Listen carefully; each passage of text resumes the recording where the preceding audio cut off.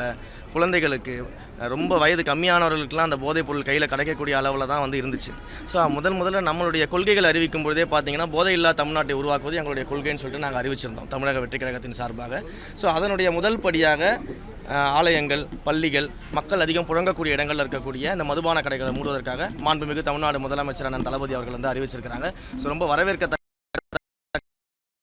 வீட்டில் இருக்கக்கூடிய பெண்கள் ஒவ்வொருத்தருக்கும் மிக தேவையான ஒரு விஷயம் இது. ஏன்னா இன்றைக்கு நம்ம எவ்வளவுதான் வந்து திட்டங்கள் கொடுத்தாலும் எல்லாம் பண்ணாலும் வீட்டில் இருக்கக்கூடிய ஆண் மகன்கள் என்ன பண்ணுறாங்கன்னா சம்பாதிக்கிற பணத்தை மொத்தத்தையும் கொண்டு போயிட்டு வந்து மதுபான கடைகளை கொடுத்து சீரழியக்கூடிய நிலைமையில் அந்த மதுபானங்களால் பெண்களுக்கு எக்கச்சக்க பிரச்சனைகள் இருக்குது. இன்றைக்கி சட்ட ஒழுங்கு பிரச்சனைகள் ஏற்படுது, வாகன விபத்துகள் ஏற்பட்டுக்கிட்டு இருக்குது. இப்படி ஒவ்வொரு இடத்துலையும் இந்த மதுபானம் அப்படின்றது வந்து ஒரு மிகப்பெரிய ஒரு ரோல் பண்ணிக்கிட்டு இருக்குது இது போன்ற விஷயங்களில்.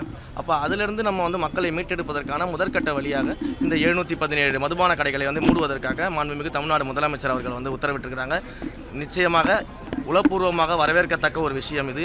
தமிழ்நாட்டுக்கு மிகவும் தேவையான ஒன்று. அதிமுக திமுக கடுமை விமர்சனம் பண்ணீங்க. இப்போ அதிமுக உறுப்பினர் வந்துட்டு உங்களுக்கு ஆதரவு தெரிவிக்க போகிறதா சொல்லியிருக்காங்க.